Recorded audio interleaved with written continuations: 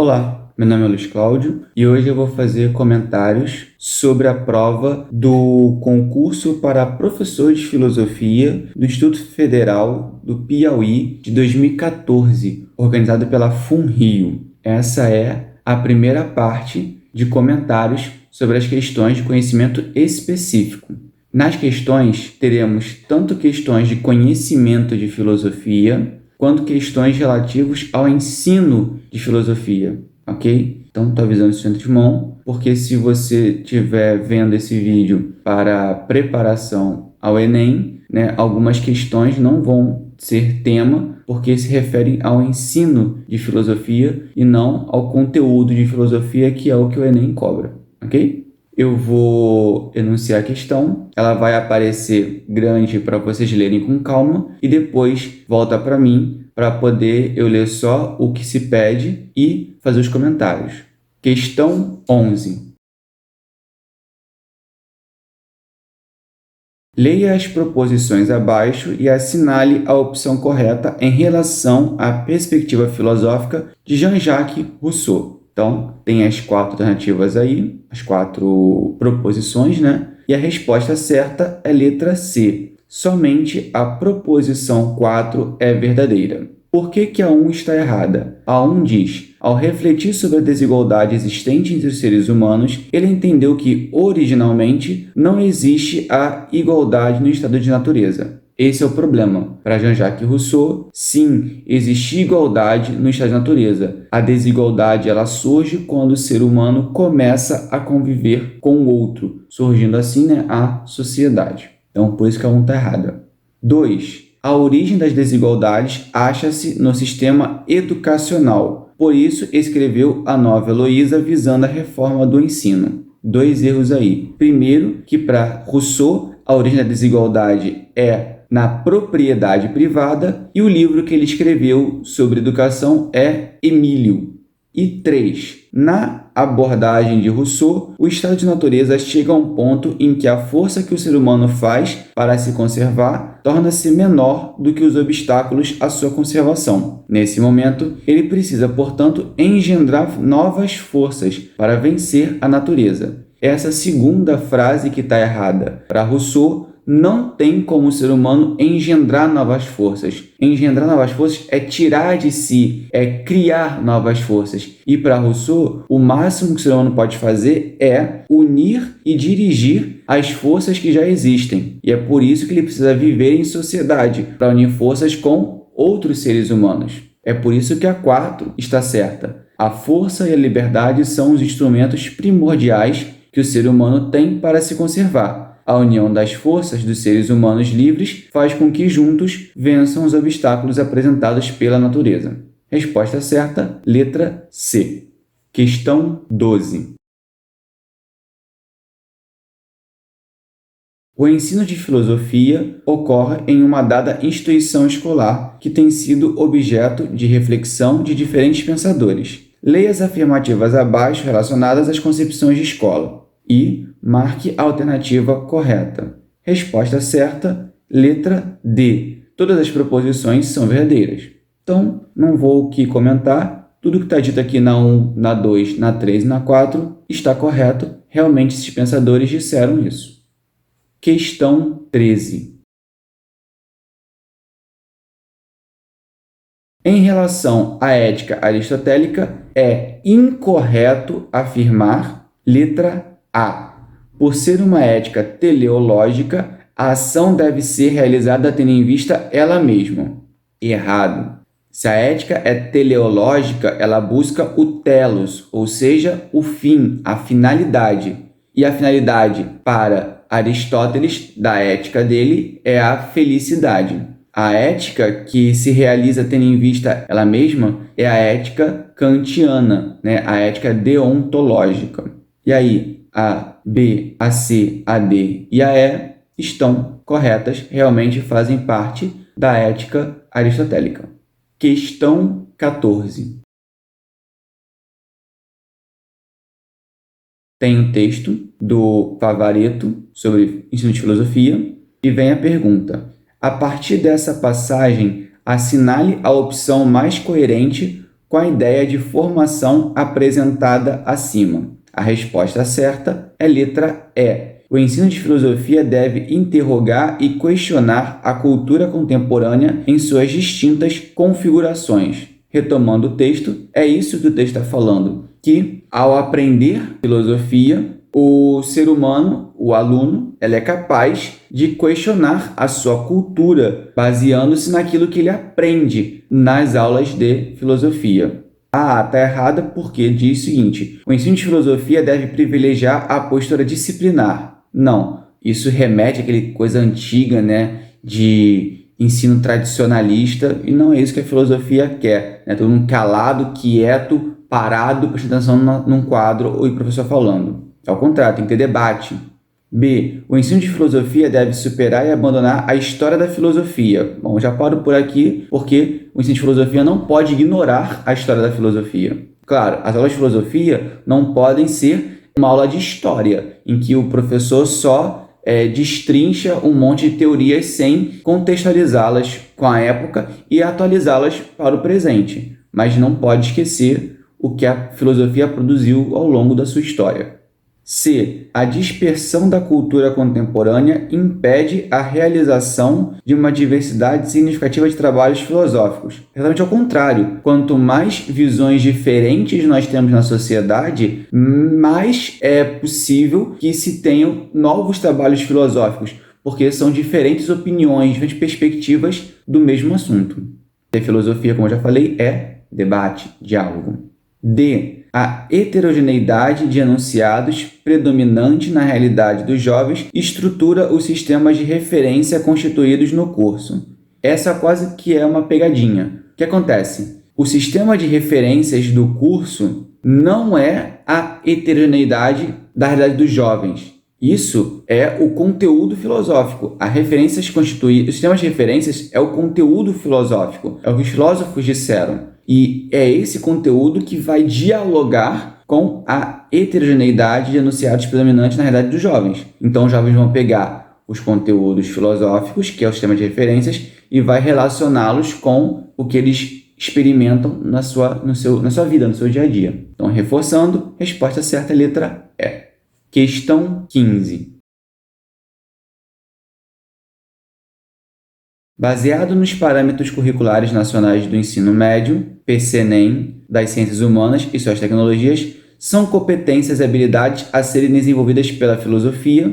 Aí tem 4 questões, né? Assinale a alternativa correta e a correta é letra C. Somente a proposição 2 é correta, que é ler textos filosóficos de modo significativo, ler textos de diferentes registros e estruturas de maneira filosófica. Eu não sei, confesso, se esses parâmetros curriculares nacionais de ensino médio ainda estão vigentes, tendo em vista, né, o novo ensino médio. Mas, na época que a prova foi produzida, eram o parâmetro, né, curricular e somente a 2 está certa. A 1 está errada por quê? Porque fala de ler de modo significativo diferentes fontes, registros de produções culturais, situando-os no contexto histórico-cultural. Provavelmente isso é próprio da língua portuguesa e não da filosofia. 3. Apreciar produtos de arte em suas várias linguagens, desenvolvendo tanto a fruição quanto a análise estética. Isso provavelmente é do ensino de artes. E 4. Produzir novos discursos sobre as diferentes realidades sociais a partir das observações e reflexões realizadas. Isso é da sociologia. Quando é interessante um comentário, né? O único que é específico da filosofia é a 2. Mas é uma questão capciosa porque, concordemos, né? Esses 4 elementos são fundamentais para uma boa aula de filosofia, para uma boa capacitação do aluno para o filosofar, né? Mas, como aqui disse, né, próprio da filosofia somente o 2. Os outros 3 são de outras áreas do conhecimento. Por mais, né, que nós achemos, professores de filosofia, que todos os 4 são importantíssimos para ser feitos numa aula de filosofia e para que o aluno tenha um bom embasamento filosófico. Questão 16.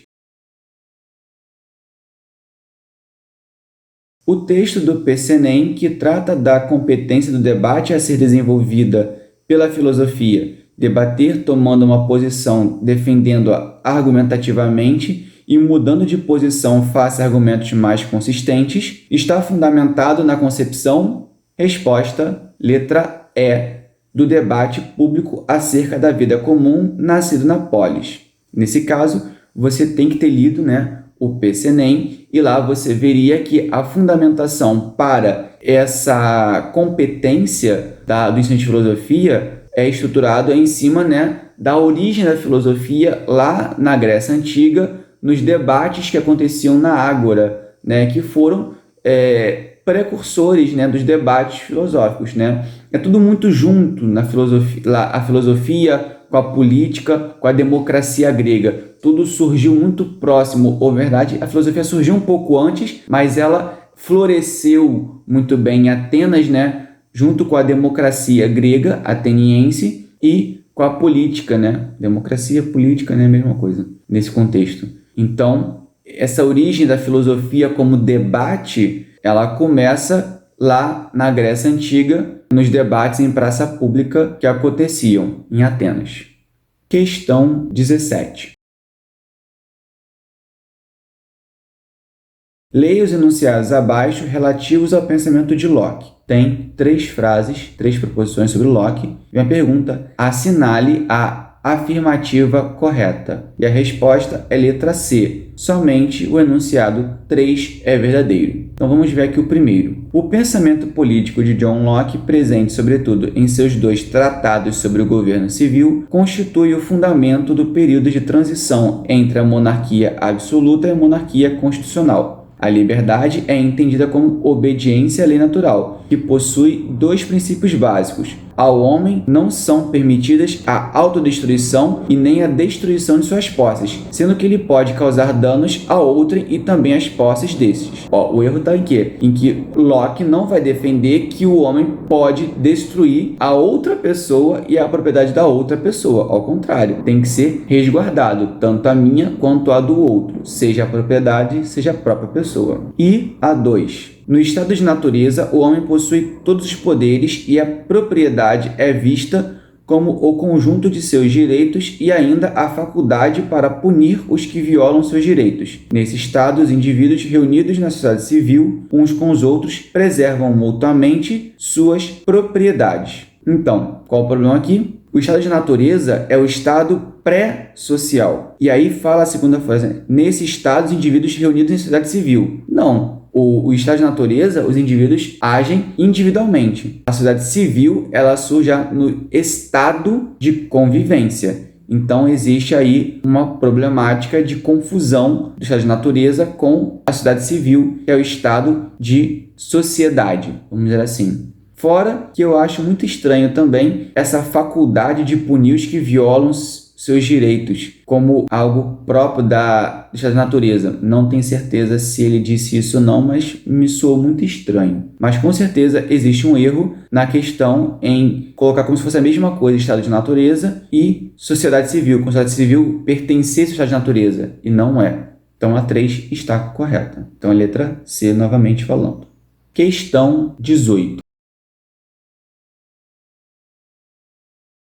O empirismo é uma corrente filosófica central na teoria do conhecimento. Marque a alternativa que é falsa no tocante à sua caracterização. A resposta certa é letra B. O empirismo possui uma história de desenvolvimento de suas posições teóricas. O empirismo lógico é exemplo de uma abordagem que radicalizou o uso da lógica formal como referência para validar qualquer conhecimento. Segundo o empirismo lógico, o conhecimento válido é somente aquele que pode ser validado a priori, portanto, não se reduz a conhecimentos de fatos. Nesse sentido, os empiristas lógicos generalizavam a ideia kantiana de verdade analítica. Isso está incorreto. O empirismo lógico, também chamado de neopositivismo, é o defendido pelo Círculo de Viena, que vai propor o método da verificabilidade, ou seja, é científico aquilo que é verificável. Eles defendem a lógica formal como meio de encontrar a verdade, validar, o conhecimento? Sim, mas eles também consideram que a experiência empírica é uma forma de validar o conhecimento. E isso é ignorado nessa questão, dizendo que a única forma é pela lógica formal. Então, a lógica formal, ela valida, né, a priori, mas eles também aceitam que a experiência empírica, científica, valide a posteriori. Então, a B está incorreta. E por isso a resposta certa. Questão 19. Leia os enunciados que apresentam aspectos do pensamento político de Locke. Então, tem 4 proposições e vem a questão. Assinale a resposta correta, que é a letra A. Somente o enunciado 1 é falso. Vejamos. No primeiro tratado sobre o governo civil, Locke criticou as posições de Robert Filmer, mas tentou derivar das escrituras a forma de governo mais recomendável. Aí está o problema. Realmente, Locke criticou as posições de Robert Filmer, mas ele, não deu uma solução inicialmente a como derivar, né, como criar a forma de governo ideal. Quem defendia essa visão baseada nas escrituras era o Robert Filmer e não Locke. Então, Robert Filmer defendia, né, uma visão patriarcal baseado na herança de Adão, né, da Bíblia para o rei, e Locke vai criticar esse pensamento dizendo que não tem fundamento, explicando por que não tem fundamento. É no segundo tratado que ele vai propor, né, a forma de governabilidade que ele sugere, que é baseado, né, na lei natural. Então, a 1 está errada, porque Locke não vai propor uma forma de governo baseado nas escrituras. Quem fez isso foi o Robert Filmer, que ele criticou. Então, resposta, letra A. Questão 20. Em relação às abordagens de Popper, Kuhn e Lakatos, leia os enunciados abaixo. Então, tem 5 enunciados e vem a questão. Assinale a alternativa correta. E a resposta é letra A. As afirmativas 3 e 5 são falsas. O que diz a 3? Lakatos concorda com a posição de Kuhn quanto às revoluções científicas serem trocas repentinas e irracionais de paradigmas, pois os programas de investigação progressivos substituem os regressivos. Então, qual o problema? Kuhn realmente acredita que as revoluções científicas são trocas repentinas e irracionais de paradigmas, mas Lakatos não. Para Lakatos, a revolução científica ela é um movimento racional, né? Ele ocorre quando o novo programa de investigação ele abarca tudo o que o anterior disse e ainda diz algo mais, ainda prevê ainda mais coisas. Então, se para Kuhn é repentino e irracional, para Lakatos é racional e consciente, vamos dizer assim, né? Porque você percebe que esse novo programa ele vai crescendo até que ele abarca o anterior. Por isso, a 3 está errado. E a 5. Ao introduzir o critério de demarcação da ciência, Popper afirmou que as leis científicas podem ser indutivamente verificadas. Esta verificação empírica é a garantia da cientificidade. Errado. Popper, né, na sua teoria da demarcação da ciência, vai dizer, né, que a base do que é científico é a falseabilidade, ou seja, a possibilidade de falsear aquela suposta evidência científica. Quem diz que a ciência é garantida pela verificabilidade é o Círculo de Viena, o neopositivismo. Então, a 5 está errada por esse motivo. Então, a 3 e a 5 estão erradas, as demais estão certas e a resposta certa é letra A. Então, ficam aí os comentários das 10 primeiras questões dessa prova. Tchau!